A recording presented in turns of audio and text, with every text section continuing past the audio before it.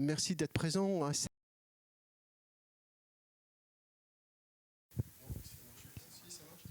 À cette table ronde organisée par la mêlée numérique, quels sont les enjeux d'innovation dans la filière logistique? Voilà ce que nous allons aborder aujourd'hui sur ce thème.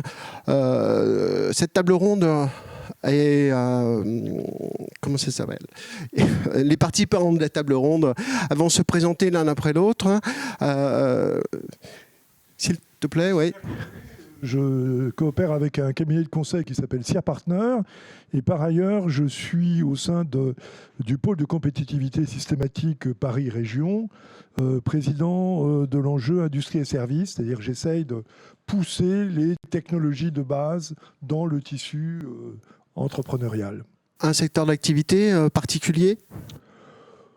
Non, je pense que l'innovation est très transversale aujourd'hui et une de nos caractéristiques, c'est de traiter aussi bien les problèmes technologiques que les problèmes d'organisation et les problèmes de compétences.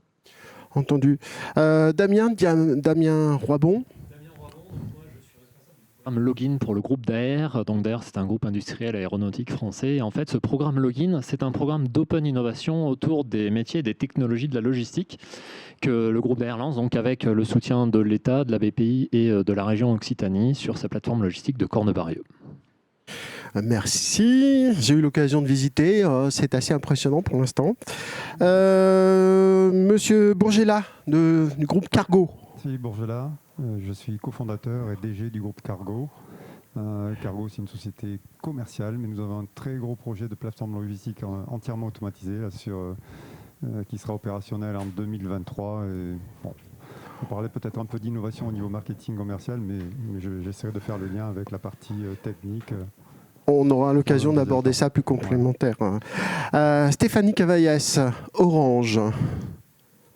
Donc, bonjour à tous. Donc, effectivement, je suis directrice marketing et promotion de l'innovation chez Orange Innovation et plus précisément du programme des Orange 5G Lab.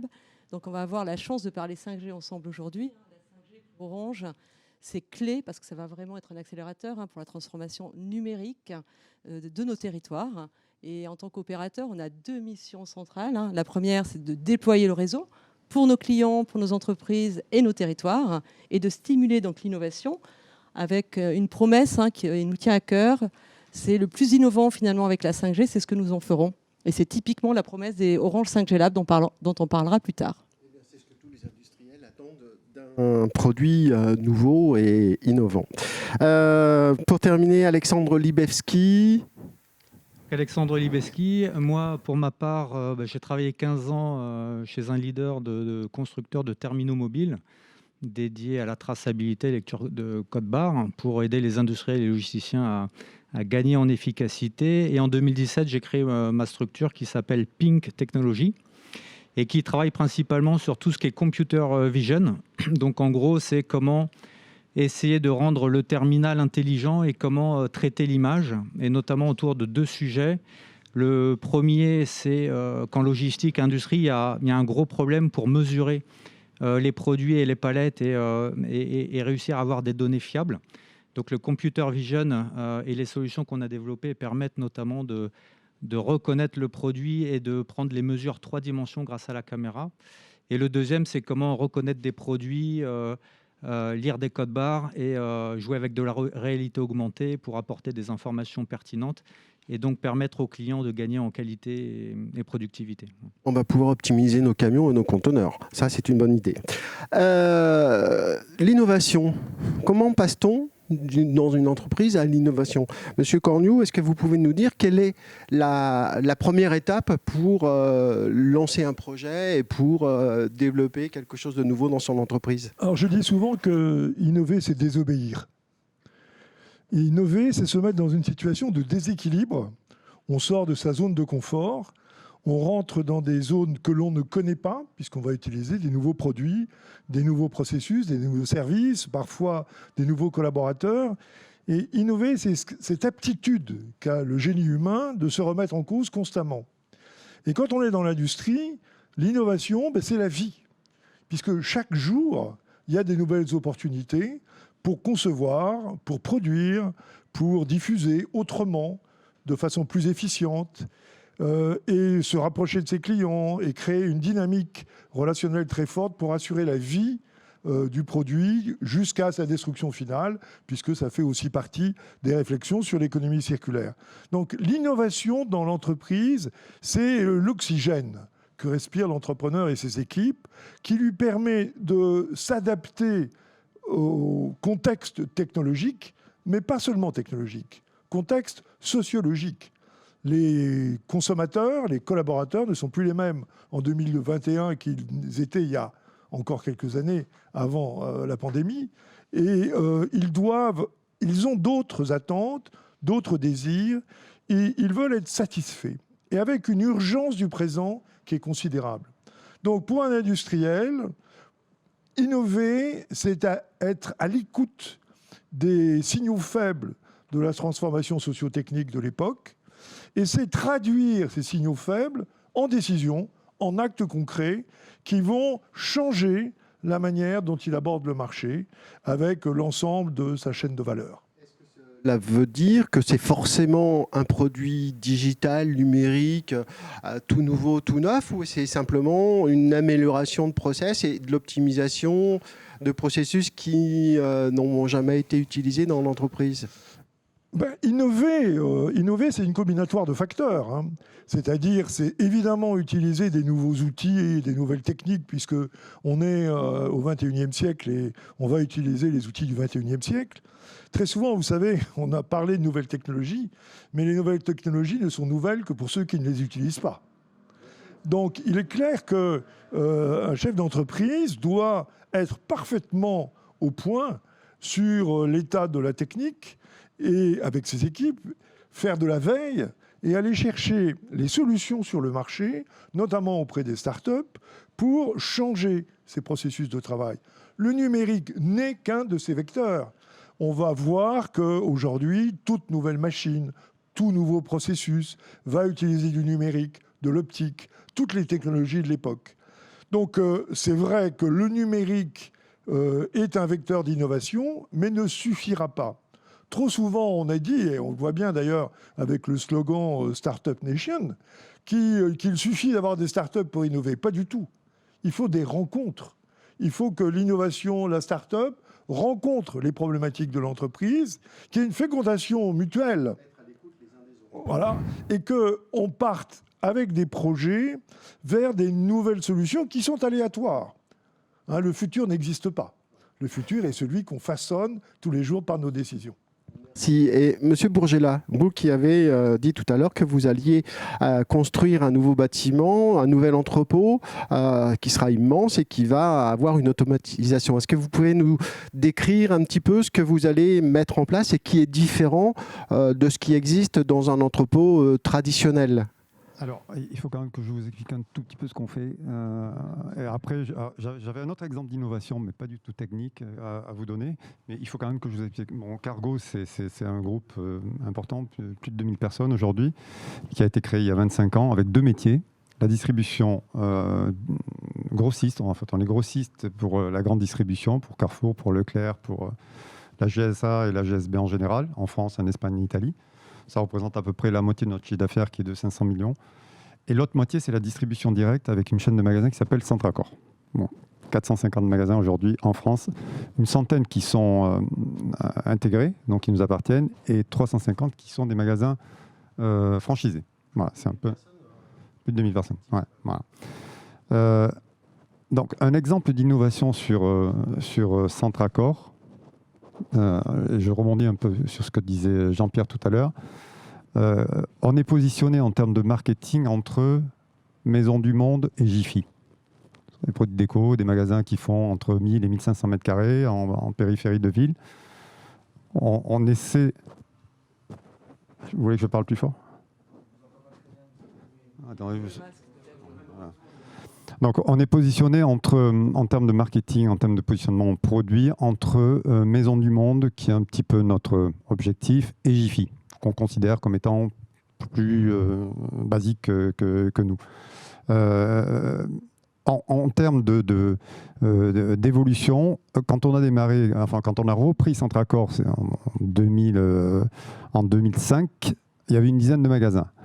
Donc on avait le choix entre faire un peu ce que faisaient nos petits copains, Jiffy en particulier. On n'a pas fait du tout ça. On est allé voir les fournisseurs qu'on connaissait au niveau européen, fournisseurs de produits de décoration de la maison, de bricolage, et on leur a proposé de travailler de façon virtuelle dans un premier temps avec des magasins qu'on n'avait pas forcément cadrés à 100%. C'est-à-dire qu'on a dit à nos magasins, vous allez commander les produits chez tel et tel fournisseur. On a dit à nos fournisseurs, vous allez vendre à tel et tel magasin. Mais en fait, on n'avait pas de quantitatif. Donc, ce qui nous a permis d'éviter de toucher les produits, d'éviter de faire des entrepôts, d'éviter d'avoir des équipes en Chine. Voilà. En fait, aujourd'hui, on est les seuls. On était pour pouvoir savoir ce que on a été les premiers et quasiment les seuls à faire ça.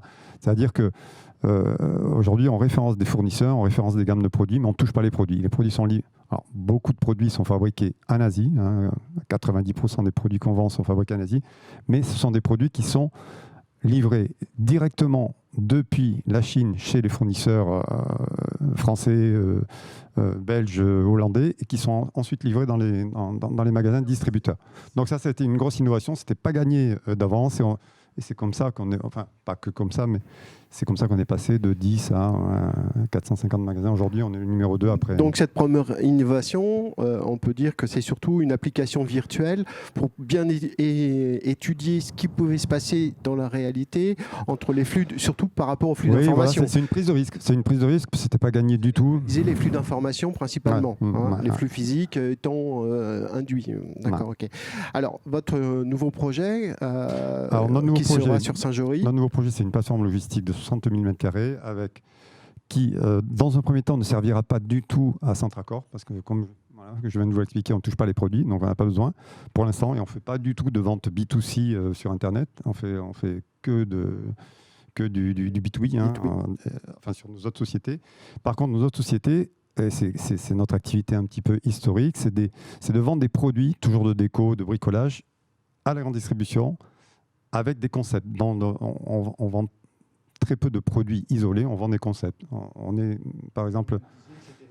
Les box présentoirs que vous connaissez peut-être, que vous avez peut-être déjà vu de gondole ou dans les allées des grandes distributions. Avec des petits produits à l'intérieur. Voilà. Ces box présentoirs, on en vend plus de 100 000 par an aujourd'hui en France, en Italie, en Espagne. C'est des produits qu'on vend avec reprise d'invendus, c'est-à-dire qu'on livre des produits et au bout de 3 semaines, on reprend ces pyramides. Et donc, c'est un travail énorme. Au niveau traitement des produits, c'est énorme. Et c'est cette partie qu'on va essayer d'automatiser, donc avec une énorme plateforme logistique, donc qui sera opérationnelle en 2023, j'espère, à Saint-Jory, et donc qui va nous permettre de reconnaître les produits. Alors on n'est pas sur des systèmes de reconnaissance de produits peut-être très très très sophistiqués, on est sur du data matrix, donc un tout petit G-code qui est sur les produits, qui nous permet de scanner les produits et les reconnaître, et ça c'est transparent, il n'y a que nous qui pouvons les déchiffrer, et à partir de là, ces produits sont traités avec un système de shuttle, de mini-load, qui nous permettent de stocker de façon temporaire ces produits, de rassembler ces produits pour les stocker dans des master cartons et de les recycler sur de nouvelles opérations. Et là, c'est... une automatisation très importante qui, pour éviter aussi une pénurie de personnel, vous me disiez que tout ce qui est préparateur de commandes et cariste, effectivement, étaient des postes aujourd'hui difficiles à pourvoir, et que cette automatisation permettrait pas de pallier à ça, bien sûr, mais permettrait de simplifier certaines tâches et marquer la fiabilité et l'automatisation. De vidage de box en particulier, qui n'est pas très intéressante, pas très valorisante. Bon, ça représente à peu près 350 à 400 personnes en fonction des saisons.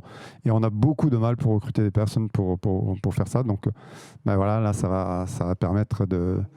La principale innovation, c'est l'automatisation pour pallier à des carences de recrutement qui aujourd'hui sont importantes. Aller plus vite, recycler les produits. Et cette automatisation, c'est principalement des robots que vous mettez en place. C'est pas vraiment des robots, c'est des systèmes de traitement de produits avec des stockages rapides, des stockages moyennement rapides et puis des stockages beaucoup plus longs. D'accord, ok. Par rapport à ça, qu'est-ce que vous attendez d'autres, par exemple, Stéphanie, qu'est-ce que la 5G peut apporter justement dans les systèmes d'automatisation, dans une entreprise, etc. Qu'est-ce que Orange peut proposer pour aider les entreprises à s'implanter ou à développer des communications ? Alors, je vais revenir sur le programme effectivement des Orange 5G Lab qui, comme je le disais en introduction, est un programme qui vise justement à accompagner, faire découvrir, tester, expérimenter la 5G pour l'ensemble des entreprises. Donc, on a tout simplement fait une étude qui nous démontre que dans plusieurs pays, plus de 72% des entreprises attendent justement d'un opérateur d'être accompagné, de tester, de découvrir. Et donc, c'est vraiment tout l'objectif. Donc, on est là pour faire découvrir, pour stimuler l'innovation et la création des usages de demain, et bien évidemment aussi aider les entreprises à anticiper. Je vois que votre programme est du coup de se dire, et c'est quoi la suite ? Et donc, on a effectivement mis en place 2 parcours. Donc, un parcours de découverte là, qui s'adresse vraiment à l'ensemble des acteurs économiques, les collectivités locales, de la start-up aux grandes entreprises. Donc, il y a des showrooms avec des démonstrations d'usage concret de la 5G. Et il y a un deuxième parcours, vraiment pour les entreprises qui, elles, sont un cran un peu plus loin et qui veulent venir tester. Et là, on met à disposition, bien évidemment, la 5G d'aujourd'hui, mais également la 5G expérimentale qui, elle, arrivera en 2023. Mais ça sera déjà disponible dans nos 5G Labs. Et là, les experts techniques sont là pour justement écouter le besoin et essayer d'accompagner au mieux l'entreprise pour développer les solutions au regard de l'ensemble des verticales. Là, aujourd'hui, on est sur une thématique de logistique d'industrie, mais on a également des sujets autour de la smart city, autour de l'événementiel, autour de la santé, etc. Donc, on étudie l'ensemble de ces verticales-là, puisque c'est vraiment, pour nous, un écosystème extrêmement vaste. Et donc, on a aujourd'hui, et je finis juste sur le programme, mis en place 9 Orange 5G Lab en France et en Europe. Donc 7 en France et 2 en Europe, 1 en Belgique et l'autre en Roumanie. En France, et plus précisément, donc nous en avons bien sûr un à Châtillon, un CIC La Défense, Rennes, Lille, Marseille, Lyon et bien évidemment Toulouse. Et donc Toulouse, nous l'avons d'ailleurs inauguré là, début juillet. Et donc, c'est vraiment pour nous l'opportunité et donc d'en discuter, d'en parler aujourd'hui pour inciter les entreprises à venir à notre rencontre, soit pour découvrir, soit pour tester. Voilà, donc ça, c'est vraiment tout le dispositif que l'on peut proposer aujourd'hui. Pour vous donner quelques chiffres, on a déjà accueilli à peu près 300 entreprises, enfin 300 visiteurs depuis le début de l'année. Et on est à peu près à 30 use cases. Alors, use case, c'est tous les usages dont on est en train de parler. Donc aujourd'hui, sur la partie industrie. Donc, je veux bien qu'on repose la question là, sur l'automatisation, ce que permet la 5G. Typiquement, la 5G, si je devais schématiser, alors encore une fois, la 5G, elle va arriver en 2 temps. On a la 5G commerciale que l'on connaît tous, peut-être que vous êtes déjà tous équipés. Aujourd'hui, plus de 50% des mobiles que l'on vend chez Orange sont des terminaux 5G. Donc on est vraiment à développer le parc. On a une couverture, près de 33% de la population couverte, 54 départements. Donc on est vraiment sur ce déploiement-là. Vous la connaissez peut-être. Et en fait, on a la 5G de demain qui arrivera à partir de 2023 et qui apportera des débits jusqu'à 10 fois supérieurs à ceux de la 4G. Et là, on aura des usages en rupture et donc on pourra aller sur plus de débit et donc permettre finalement d'avoir des collectes d'informations en temps réel, de pouvoir les exploiter et les traiter immédiatement. On aura moins de latence aussi et plus de fiabilité dans les informations que l'on reçoit. On aura donc plus d'agilité dans les usines, puisque finalement, on pourra très facilement... Alors, on a des cas d'usage qu'on a développés, je vais en illustrer un par rapport à une usine. Typiquement, on a un robot, donc on a travaillé avec une société toulousaine qui s'appelle Wika, qui produit donc des robots autonomes, qui cartographie les dépôts et qui finalement va déposer un colis d'un point A à un point B. Typiquement, grâce à la 5G, on peut très bien analyser les données, tout ce qu'effectivement il perçoit, etc. Et donc analyser, savoir comment on l'oriente, et puis pour reprendre les commandes si nécessaire. Voilà, donc c'est des cas d'usage qui permettent effectivement d'être beaucoup plus agile, réactif, moduler des chaînes de production si nécessaire, ne pas avoir de fil, donc c'est des connectivités sans fil. Et donc, ça permet vraiment de pouvoir gagner vraiment en productivité pour les entreprises. Donc, c'est assez vaste ce que je raconte, mais je pense qu'après, il faut regarder au cas des sujets et des points qu'on veut développer. Mais en tout cas, c'est les principaux bénéfices apportés par la 5G. Le but est de savoir que vous existez, entre guillemets, parce qu'on sait que Orange existe, mais de vous questionner quand on a des interrogations, parce que c'est le propre d'un logisticien, un supply chain manager, de poser des questions pour évoluer et innover. Alexandre Libiewski, ce discours doit vous plaire, parce que c'est quand même, si vous utilisez beaucoup de data, beaucoup d'informations qui sont transmises un peu partout, et est-ce que vous pouvez expliquer ce que peut vous apporter la 5G et quels sont les produits qui pourraient l'utiliser? Moi, j'aurais plus à dire sur l'utilisation de la mesure et pas comment on va envoyer. C'est vrai que la 5G, le Wi-Fi, on comprend que forcément, toutes ces données, il faut pouvoir les envoyer à un système d'information. Et donc, si on passe outre ce besoin de communiquer, d'envoyer les données, ce qui est assez important, c'est de comprendre, par exemple, dans le cas de Cargo, c'est que quand on importe des produits, souvent le fournisseur il va vous indiquer des informations de volumétrie par rapport à sa référence article et son emballage. Donc, il va vous donner des master data que vous allez rentrer. Ces données, elles sont vachement importantes pour savoir comment vous allez stocker ça et puis surtout comment répartir le coût de transport lié au produit, parce que forcément, c'est lié au volume. Et on s'aperçoit que des fois, le fournisseur, s'il n'a plus le carton qui va bien, il va utiliser un carton plus grand. Si le carton il est plus grand, dans le conteneur qui vient de Chine, on en met moins. Et comme le conteneur de Chine il est passé de 3 000 à 20 000 euros ou 20 000 $, forcément, l'impact sur le coût de transport, juste sur un indicateur qui est le volume, c'est hyper important. Donc finalement, nous, on s'est mis sur cette niche qui est de dire comment faire en sorte que les logisticiens qui n'ont pas le temps d'aller prendre un mètre et de mesurer colis par colis et de saisir l'information sur le PDA et de remonter ça en 5G ou en Wi-Fi au système d'information. L'idée, c'est sous la caméra, très rapidement, c'est pouf, le colis passe. On sait ce qu'on reçoit de Chine ou d'ailleurs, et puis on vérifie que la mesure du colis est conforme à ce qu'on appelle nos master data. Et du coup, si c'est plus grand ou plus petit, on analyse les données. Et du coup, en temps réel, on sait changer le prix de vente du client, parce que forcément, le prix du conteneur et du transport entre 3 000 et 20 000 $, ça a forcément un impact considérable sur la rentabilité de l'entreprise, qui ne va pas jouer aussi finement sur les données, et notamment de mesure. Voilà, ça c'est un cas particulier sur la mesure, mais forcément ça se retrouve un petit peu partout, et donc c'est peut-être là-dessus que je voulais apporter et donc, notre expertise. Votre système, c'est un système soit par PDA, téléphone, ou un système de caméra qui peut être installé sur un convoyeur qui, comme la lecture d'un code barre ou d'une puce RFID, permettra d'avoir instantanément les dimensions. Exactement, suivant le cas d'usage. Donc on a un client qui voilà, fait de l'import, export, et qui fournit pareil, des objets de déco. Et quand il décharge des conteneurs, c'est des quantités quand même assez astronomiques. Et donc l'ensemble des colis qui sont portables par l'homme, suivant la dimension et le poids, ils le prennent, ils le posent sur une balance. Au-dessus de la balance, on met un capteur automatique. Et au moment où il prend sa douchette pour scanner le code barre et pour savoir de quoi on parle, donc on récupère l'identifiant du produit. On dialogue avec la balance pour prendre le poids, et en même temps, on a pris les mesures en 3 dimensions par un capteur sans rien faire. Et donc, tout ça, on sait l'exporter et après faire ce qu'on veut avec. Et puis, si le colis est beaucoup plus grand, parce qu'on parle d'un canapé ou d'une table, et que là, personne ne peut le manipuler aussi facilement et le poser sur une balance, on le laisse par terre. Et du coup, avec un terminal mobile, on sait aussi faire la même chose, se rapprocher du produit, d'une palette, et de venir prendre les mesures. Et surtout, ce qui est assez intéressant, c'est là où c'est très technologique, c'est qu'au-delà de prendre les mesures automatiquement, on vient aussi jouer avec de la réalité augmentée, c'est-à-dire pour montrer ce qu'on appelle la bounding box, c'est s'assurer que les mesures qu'on vient de prendre intègrent réellement l'ensemble du produit.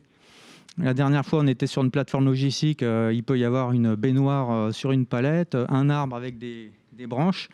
Donc du coup, qu'est-ce qu'on met dans la bounding box ou qu'est-ce qu'on met pas? Et grâce à la réalité augmentée, on voit si les produits sortent de la réalité augmentée, et on peut étirer le volume et bloquer. Et forcément, sur le coût du transport, dans le chargement du camion, si ça dépasse de 7 cm, mis bout à bout, peut-être qu'on mettra une palette en moins, et du coup, le coût de revient du transport n'est plus le même. Et on sait facturer et on sait adapter sa facturation grâce à ces données-là. application très opérationnelle, mais qui effectivement va en intéresser plus d'un. Je voulais continuer avec Damien, qui lui est un peu dans la phase de laboratoire, hein, puisque Logging est tout neuf sur la région toulousaine et va permettre peut-être de faire de l'innovation, de permettre à des entreprises de faire des essais, de tester et de se former. C'est exactement ça. En fait, Login est une plateforme donc d'expérimentation et d'innovation qu'on est en train de lancer. Et je trouve très intéressant les échanges qu'on a parce que justement, on voit que derrière la notion d'innovation, chacun a un petit peu sa vision, sa perception de l'innovation et sa technologie. Ça va être de l'automatisation, ça va être de la connectivité, ça va être de la master data, de la réalité augmentée, etc. Et en fait, ces grands thèmes, on les retrouve. Si on part sur quels enjeux d'innovation dans la filière logistique, ce sont des grands thèmes qu'on retrouve. Ce sont des technologies qui sont applicables déjà dans d'autres industries et qu'on va venir appliquer dans les métiers de la logistique. Donc nous, c'est un peu l'idée de la plateforme Login, c'est de voir comment on peut arriver à innover dans les métiers de la logistique, quelles sont les typologies d'innovation qui vont s'appliquer à nos métiers, comment on va arriver à transformer nos métiers pour répondre aux enjeux qu'on a actuellement, enjeux effectivement de connectivité. On le voit, on a des clients, des donneurs d'ordre qui veulent en permanence savoir où sont leurs produits, comment est constituée leur chaîne de valeur. Donc on a besoin d'avoir des outils connectés en permanence. On a besoin d'automatisation parce que je vous entendais parler des problèmes de recrutement que vous avez. C'est une réalité dans les métiers de la logistique. Ce sont des métiers sur lesquels on a besoin de revaloriser finalement l'image des métiers de la logistique. Et je pense que l'innovation et la technologie qu'on va venir appliquer aux métiers de la logistique, ça peut servir cet intérêt-là, à transformer la perception qu'ont les gens des métiers de la logistique et à les rendre plus valorisables et plus valorisant. Et enfin, on voit les sujets master data, réalité augmentée, etc.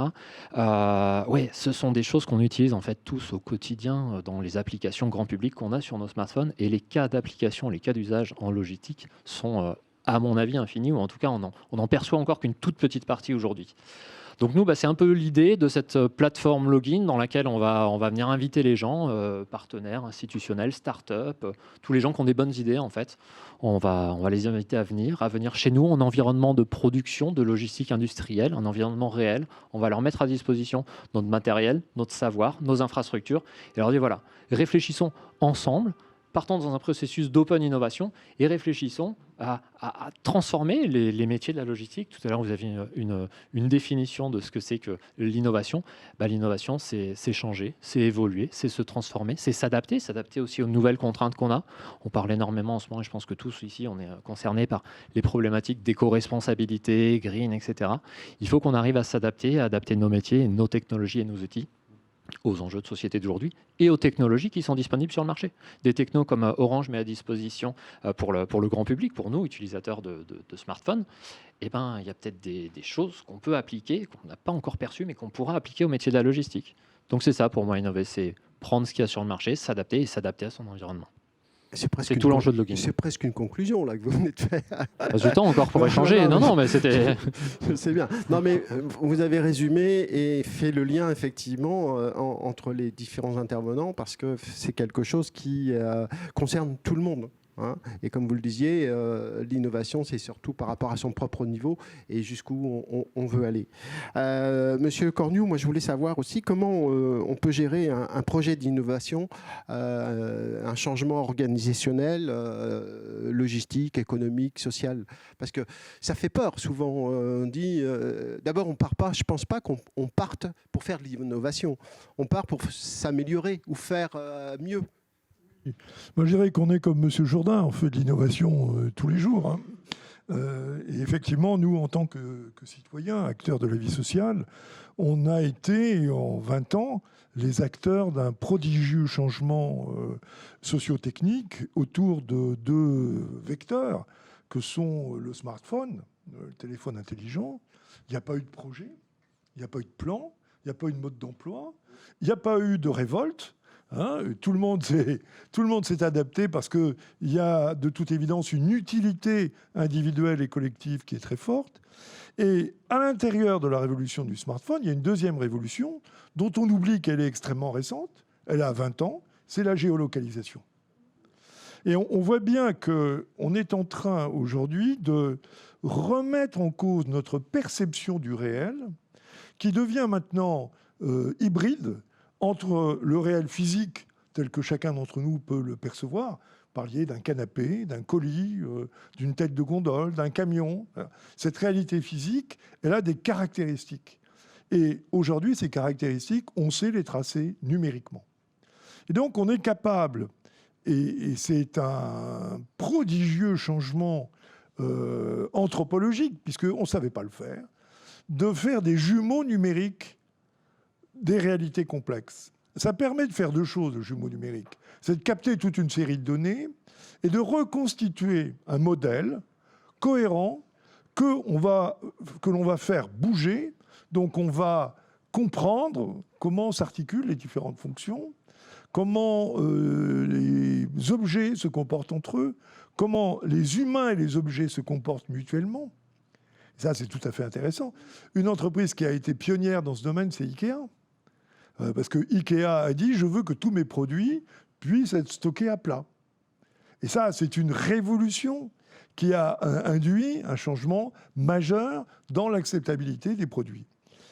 Ça fait des meubles déconstruits. Ce qui est tout à fait intéressant dans les projets d'innovation, et vous l'avez raison de le dire, on ne part pas pour faire de l'innovation. On part pour résoudre un problème. C'est quoi notre problème ? Consommer moins de volume dans un camion. Avoir des stocks toujours à jour dans un magasin. C'est avoir la prédictibilité du temps de transport d'un produit entre un entrepôt et un client. C'est consommer moins d'énergie. Donc optimiser les tournées, optimiser la taille des véhicules, évidemment optimiser la taille des stocks.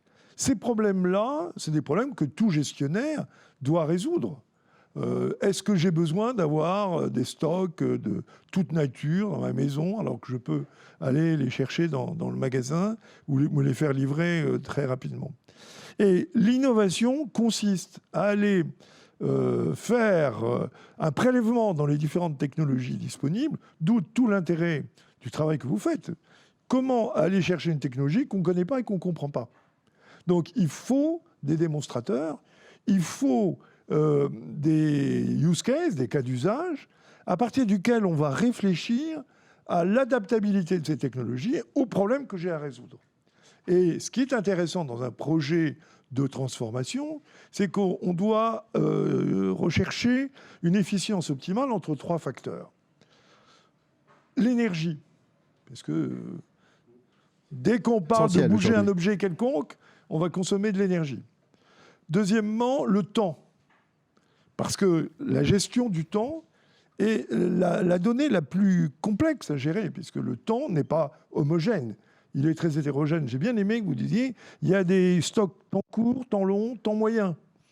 Gérer le temps, ça veut dire associer à un produit un temps, donc mettre des horodateurs partout. Et ça, c'est extrêmement intéressant. Donc, il faut qu'on associe le temps. Et le troisième élément, c'est évidemment l'espace physique. C'est cette relation entre le physique et le virtuel qui fait que l'optimisation, c'est un travail pluridisciplinaire qui va nous permettre d'aller piocher dans différentes compétences de l'entreprise les bonnes réponses et les bonnes solutions. Et on bute aujourd'hui sur un vrai problème en France, c'est le problème des compétences. Vous avez souligné que la logistique, ça excite personne. Je regardais, comme tout le monde, les informations sur le manque de chauffeurs routiers en Grande-Bretagne, mais c'est vrai aussi en Union européenne, c'est vrai aux États-Unis, c'est vrai en Chine et au Japon. Les gens n'ont pas envie d'être chauffeurs routiers. Et de fait, le manque de compétences fait que l'ensemble des technologies qu'on peut mettre en œuvre ne va pas être pleinement utilisé à l'optimum. Donc il faut former des gens à la complexité systémique, dont la logistique est une excellente approche, hein, puisqu'on gère des composants extrêmement divers. Et il faut mettre des ingénieurs, il faut mettre des techniciens dans toutes ces questions-là, sachant aujourd'hui, et c'est la question que vous m'avez posée, qu'on n'échappera pas à l'utilisation du numérique, quoi que l'on fasse. Aujourd'hui, c'est un outil c'est un support absolu. Ce qui veut dire que l'illettrisme numérique, dont malheureusement la France est une victime, est un handicap considérable pour la transformation de ce pays.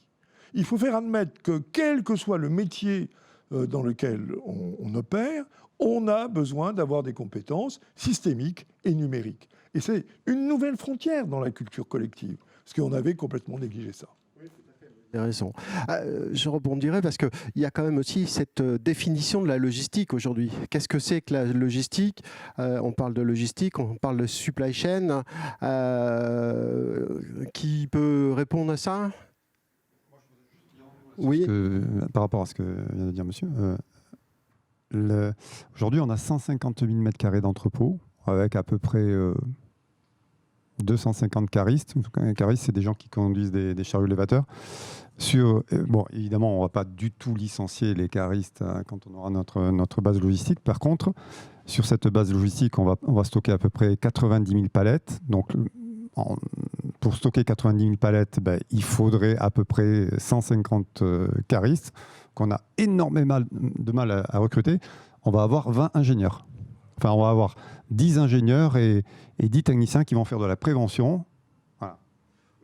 Il n'y aura personne, il n'y aura pas un intervenant physique. Je ne sais plus si c'est avec vous, mais on avait abordé le sujet effectivement de la main-d'œuvre et de l'automatisation. Est-ce que ça fait perdre du personnel? Non, c'est avec vous. Hein. Est-ce que ça fait perdre du personnel? Est-ce que, supprimer du personnel ou... ça ne fait pas supprimer du personnel, c'est sûr. Par contre, on ne va pas embaucher 200 caristes supplémentaires. Par contre, vous allez embaucher des gens qui auront des spécificités, une technicité qui correspondra aux nouveaux besoins de votre entrepôt. Donc, effectivement, une compensation. Est-ce que, par contre, effectivement, le personnel existant va aussi chercher à évoluer pour atteindre des postes comme ça? Ça, c'est quelque chose que il faudra que... toutes les entreprises, donc il y aura des possibilités, il y a des ponts. Qui sont déjà identifiés. Nous, d'ailleurs, on a travaillé avec la région Occitanie sur justement comment transformer finalement le métier d'agent logistique, du cariste d'aujourd'hui, pour faire en sorte de favoriser l'employabilité de ce personnel en leur apportant un socle de compétences autour du digital, autour des nouveaux outils qui sont les leurs, de manière à ce que ces gens-là aient une valeur ajoutée encore plus forte dans les métiers de la logistique et qu'ils aient toute leur place, parce qu'ils ont toute leur place dans la logistique de demain avec son automatisation, avec sa digitalisation, etc. Il faut qu'on arrive à créer des profils finalement qu'on pourrait presque qualifier d'hybrides, des gens qui ont cette compétence métier, terrain de ce qu'est le métier de la logistique, en venant y greffer une surcouche digitale, numérique, qui va leur donner des arguments supplémentaires pour leur employabilité. Souvenons-nous du préparateur de commandes qui faisait tout à la main avec un bout de papier, qui est passé au vocal et qui est passé au pink, je ne sais plus comment ça s'appelle. Ouais. Donc, il y a plein de choses qui ont fait évoluer les postes au fil de l'eau, même si certains l'ont reproché. Moi, je voulais savoir aussi, quand on met de l'innovation en place, quelles sont les principales difficultés rencontrées, Monsieur Bourgella?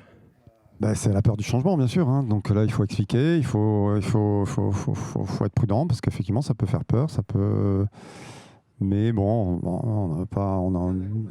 important au niveau des équipes. C'est juste un accompagnement, c'est juste de l'information dynamique et transparente. Et bon, on n'a aucun problème par rapport à ça. Alexandre, quand vous proposez un nouveau produit à un client qui, effectivement, va être utilisé par des opérateurs ou d'autres, qu'est-ce que vous rencontrez comme difficulté à mettre en place ce nouveau produit ?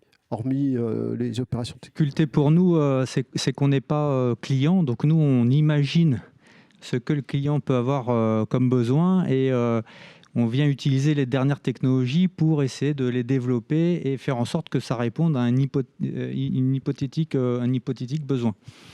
Donc forcément, on est un petit peu en amont. Donc la principale difficulté, c'est en tant que start-up, nous, c'est de nous faire financer, de payer cette R&D et de se faire connaître. Et une fois qu'on se fait connaître et qu'on arrive à adresser un marché et qu'on a dépassé l'étude de faisabilité, le POC, avec les premiers clients partenaires, après on passe dans une phase commerciale où finalement la technologie qu'on déploie, elle est là pour être plus facile à utiliser que le contraire.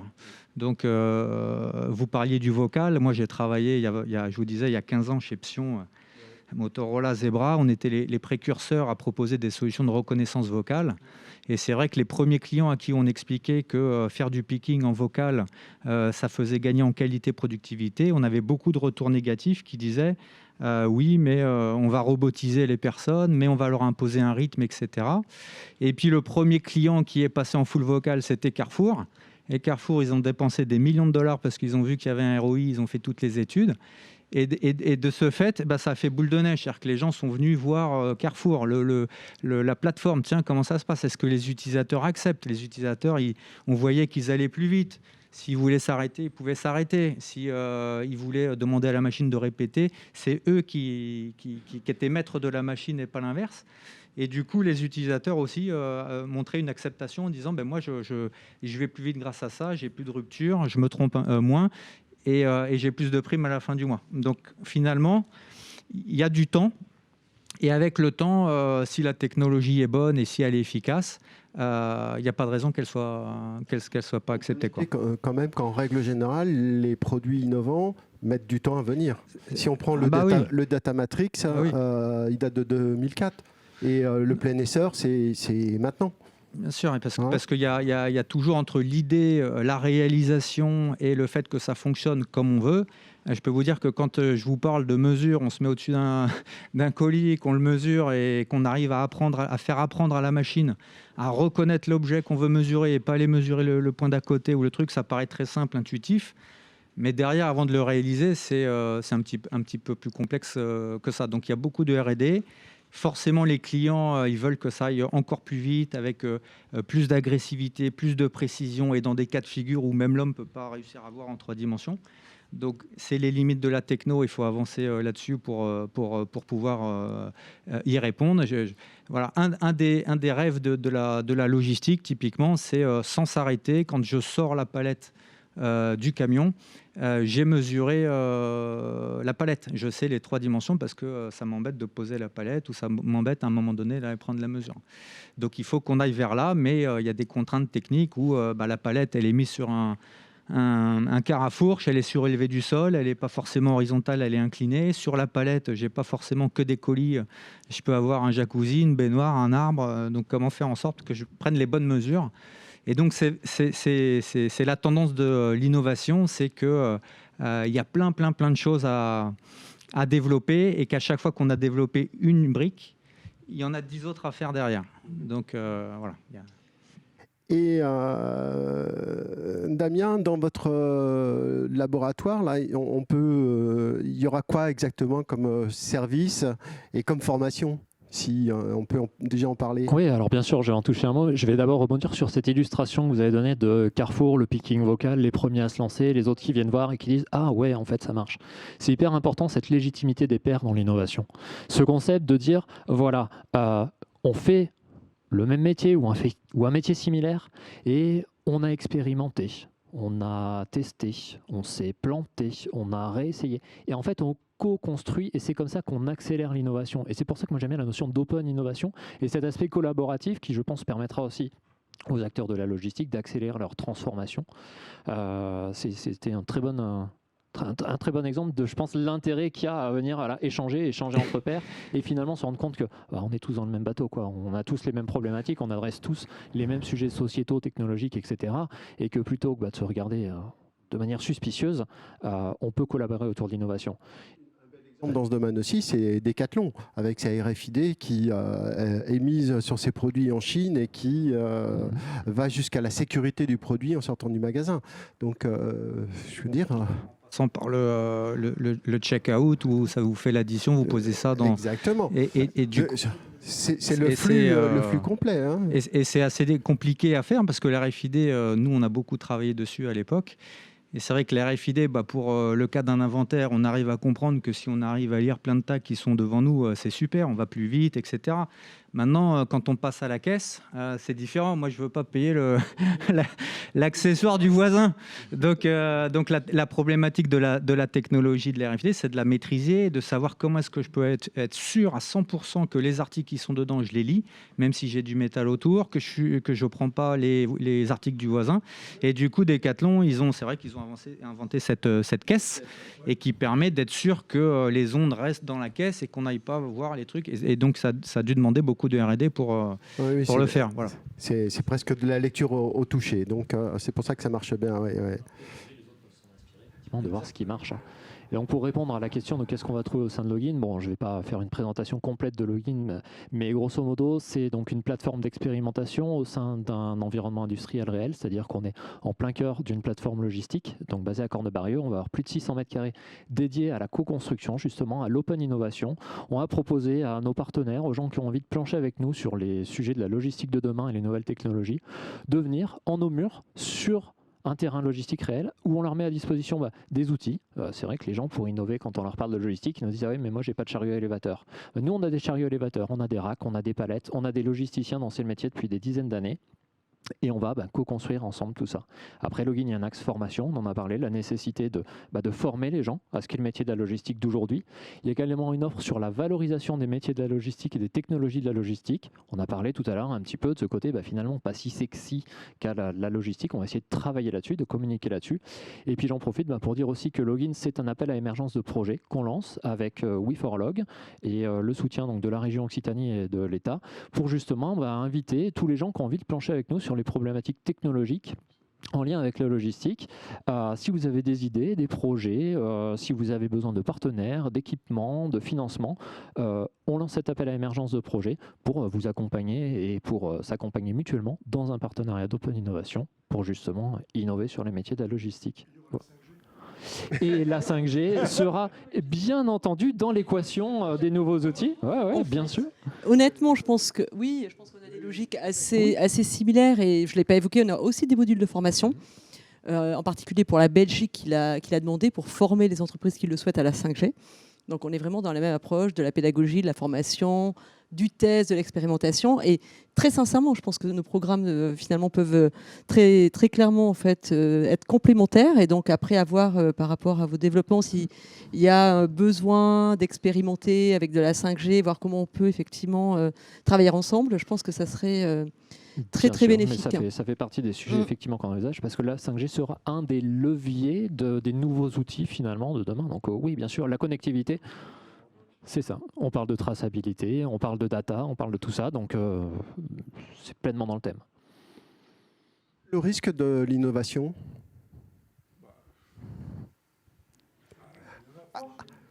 Le risque de l'innovation, c'est de se tromper. Eh ben, on fait marche arrière. C'est pas grave, vous savez. Moi, j'ai une histoire merveilleuse, je vais la faire très brève. C'est la machine de Charles Babbage. Babbage, c'était un Anglais qui a voulu inventer un calculateur, une machine à calculer au XVIIIe siècle, qui faisait à la fois les calculs et l'impression pour faire des tables de marine, parce que c'était la base de la supériorité de la marine britannique, c'est d'avoir des tables de marée, des cartes meilleures que ses concurrents. Et cet homme s'est ruiné. Il a inventé 3 machines, aucune n'a marché. Il est mort, ruiné, dans l'opprobre général, en disant « ce mec est un cinglé ». Aujourd'hui, vous allez au British Museum à Londres, et vous avez la machine de Babbage. Elle marche. Les ingénieurs du British Museum l'auront construite selon les plans d'origine, mais avec les matériaux d'aujourd'hui et les tolérances dimensionnelles qu'autorisent les machines numériques actuelles. Cette machine marche. 2 siècles plus tard.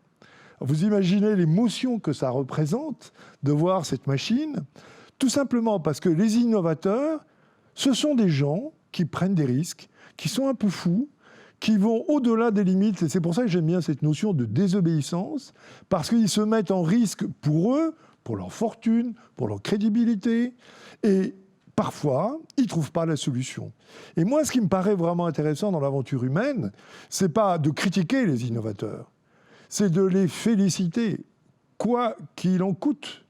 Parce qu'il est essentiel que l'innovation soit le fait de tout le monde. Ce n'est pas simplement dans les laboratoires, dans les ingénieurs, c'est partout, c'est à tous les niveaux. Et tous les jours, des tas de gens font des innovations dont on n'aura jamais parlé parce qu'elles vont être incluses dans leur processus de travail.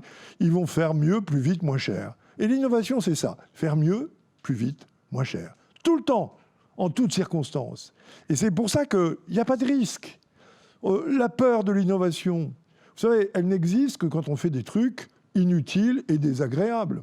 Je dis souvent, l'innovation, il faut que ça soit utile, ça doit résoudre un problème, il faut que ce soit plaisant. Une innovation qui est déplaisante, on l'oublie très vite. D'ailleurs, vous avez dans vos smartphones à peu près 120 applications, dont 80 que vous n'utiliserez jamais. Et c'est ça qui est intéressant. Et c'est pas grave. Donc moi, je pense que, et c'est l'intérêt de ces rencontres, c'est qu'il faut faire vibrer l'innovation dans le corps social. La France est réticente. Les chiffres de robotisation sont catastrophiques pour notre pays. On utilise beaucoup moins de robots que notre voisin italien, ce qui est un scandale. L'Italie fait 50 milliards d'excédent commercial chaque année. La France fait 50 milliards de déficit commercial. Est-ce qu'on en parle? Est-ce qu'on connaît ce chiffre? Pas du tout. On parle de plein d'autres choses sans aucun intérêt économique. C'est pour ça qu'il faut remettre l'innovation au cœur de la pratique sociale, au cœur des entreprises, au cœur de l'éducation, et notamment dans les collèges et les lycées. J'espère que vous allez inviter des étudiants, des élèves dans votre plateforme. C'est le but, ce sera ouvert effectivement aux étudiants. Vous aussi, on fait brûler des antennes 5G. Mais enfin, il faut être de con de chez con pour faire brûler une antenne 5G. Tout simplement, parce que c'est les sorciers. Or, il faut effectivement démystifier la technologie. Le seul moyen de démystifier la technologie, c'est de faire de la pédagogie et rapprocher les gens de la technologie. Faut-il être accompagné pour innover dans son entreprise? Aujourd'hui, il y a beaucoup d'entreprises de consulting qui permettent donc... J'osais pas le dire, mais... Non, mais est-ce que c'est nécessaire, Monsieur Bourgella? Est-ce que vous avez fait ça seul ou est-ce que vous avez été accompagné? Malheureusement, on a fait ça un peu seul. Et je dois dire que, un système d'automatisation qui va coûter très très cher. On a eu le choix entre une entreprise américaine, une entreprise allemande et une entreprise suisse. Et on a choisi l'entreprise américaine et quelque part, on a essayé, mais on n'a pas trouvé. Alors peut-être qu'on a mal cherché, peut-être qu'on s'est mal orienté dès le départ, mais voilà, on a choisi une entreprise américaine qui est un leader mondial, qui fait 8 milliards de chiffre d'affaires. Est-ce que c'est un choix économique ou personnel de l'entreprise de ne pas s'être fait accompagner d'un cabinet spécialisé ou des choses comme ça? Ah si, mais on a pris un cabinet spécialisé parisien pour décomposer toute la partie technique. Au niveau du au niveau du process, on a été accompagné. Par contre, au niveau du choix de l'entreprise, on peut regretter, je pense qu'il y a très très peu d'intervenants au niveau national sur ces systèmes d'automatisation qui sont des grosses machines. Est très spécialisé, très pointu, et c'est vrai que oui, il y en a quelques-uns quand même en Europe. C'est pas très très compliqué au niveau des concepts. Par contre, c'est très lourd, c'est vraiment de l'industrie lourde. Et voilà, c'est des usines allemandes, c'est des usines. La plupart des usines sont en Allemagne, même si c'est américain. Mais en France, il n'y a plus rien, quoi. Indiqué. Ouais. Très belle structure Le micro. Je veux dire, je ne fais pas de pub, mais FIV est une entreprise connue, ancienne, historique, mais qui s'est reconvertie dans l'optimisation des processus industriels. Et ils sont les grands champions des systèmes de livraison automatique dans les hypermarchés, les drives. Ouais. Nous, on a choisi Dematic. Dematic, c'est une société française, mais qui a été rachetée par un groupe américain. Voilà.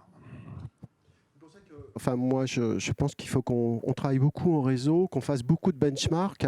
La mêlée numérique, effectivement, est quelqu'un qui nous permet de nous rencontrer. Il y a We4Log, il y a le réseau, il y a le CLSO dont je fais partie, qui effectivement permettent des rencontres et aller voir une autre entreprise, quelle qu'elle soit, qui soit compétitive sur ce niveau-là. Et ça permet de prendre des idées, de se rassurer, et puis on ne connaît pas tout, je pense. Hein. Ouais. Les problèmes sont très pointus, oui, tout à fait. Hein. Tout à fait. Est-ce que vous voulez ajouter quelque chose par rapport à la 5G à Orange qui pourrait donc aider les entreprises ou les inciter à aller vous consulter sur l'atelier que vous avez après? Bon, effectivement, on a un atelier dédié au Orange 5G Lab avec toute l'équipe d'Orange ici présente. D'ailleurs, je les salue, ils sont tout au fond de la salle.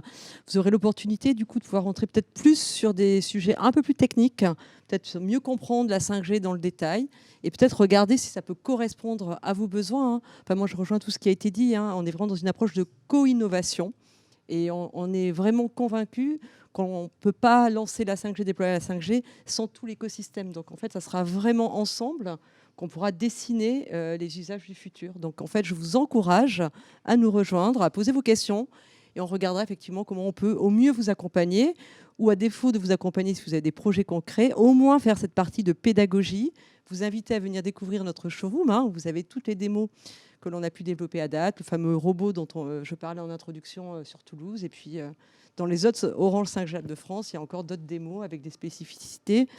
D'ailleurs, notre Orange 5G Lab de Lyon est dédié à l'industrie 4.0. Donc on a vraiment aussi tout un partenariat autour du campus de Lyon. Voilà, donc on est à vos dispositions et c'est à 17h45, je crois, c'est ça? Voilà. Donc venez nombreux, ça sera un plaisir de vous accueillir. Ok. On arrive à son terme. Je vais vous passer la parole à chacun pour le mot de la fin. Alexandre, qu'est-ce que l'innovation c'est pour vous? Qu'est-ce qu'elle apporte? Déjà, est-ce que vous faites de l'innovation dans votre entreprise, puisque vous innovez tout le temps pour les autres? Moi, alors c'est vrai que c'est souvent les cordonniers les plus mal chaussés. Et nous, on est à fond dans l'innovation. Donc déjà, par rapport à tout ce qui a été dit, c'est vrai que côté client, à mon sens, il n'y a pas forcément beaucoup de risques à innover. On essaye, on teste, voilà. Le risque, il est plutôt côté entrepreneur, celui qui imagine. Et vous avez cité le Britannique qui s'est ruiné. Bon, voilà, quand même, de son côté, il y a eu un petit risque. C'est qu'il a cru à son projet. Mais finalement, c'est ça la vie aussi, c'est de croire en son projet et d'y aller. Donc, il faut avant tout être passionné.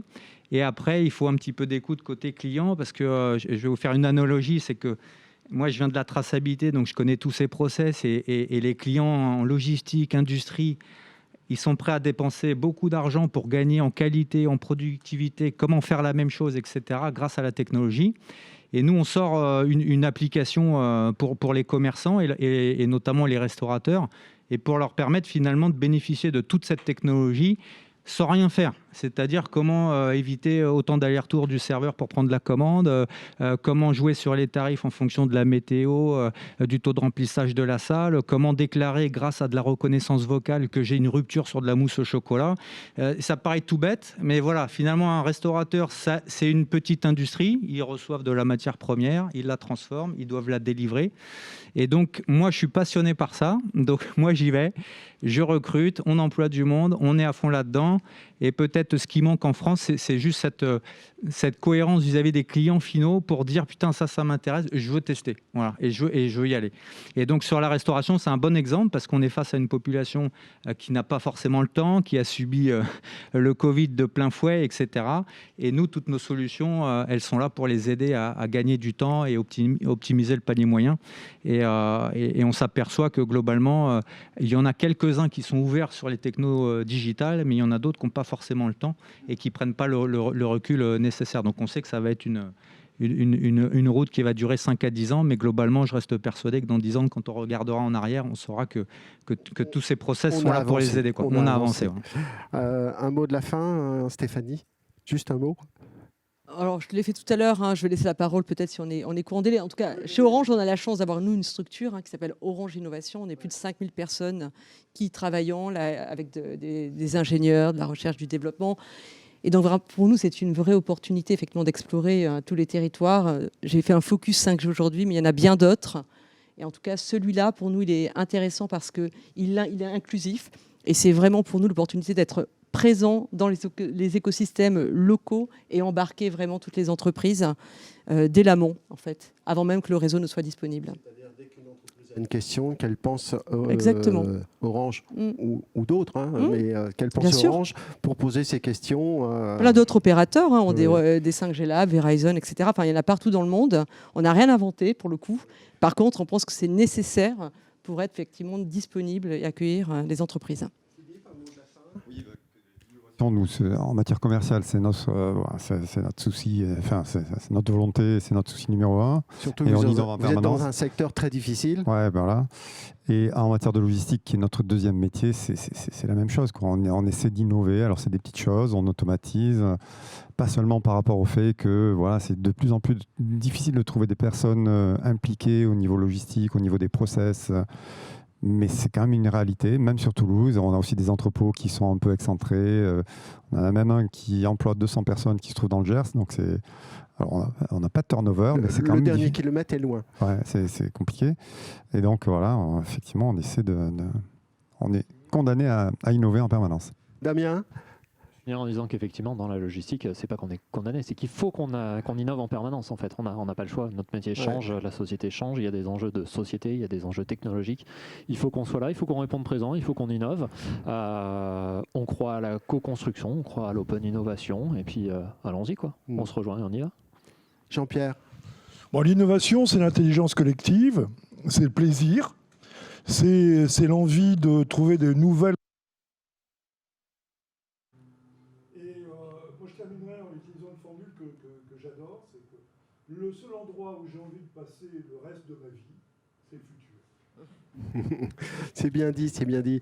Moi, je rajoute très juste une petite chose, c'est que la logistique est une partie intégrante de la supply chain. Il ne faut pas l'oublier, parce que ce qui se passe en aval se passe aussi en amont, et que si l'amont est mal organisé, l'aval ne fonctionnera pas. Hein.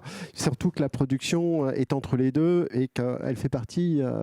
bon, c'est un peu mon cheval de bataille, donc c'est pour ça que j'en parle aussi. Je vais... Avec Paddock aussi. Exactement. Parfait. Je vais moi vous remercier infiniment. J'ai trouvé ces échanges très constructifs. Est-ce que vous avez quelques questions à nous poser ? Bon, ils nous disent qu'on n'a pas le droit, alors... hein, il y en a qui sont bien contents de ne pas poser. Oui. Merci à vous tous. Hein. C'était très intéressant. J'espère qu'on aura le temps d'innover ensemble plus tard.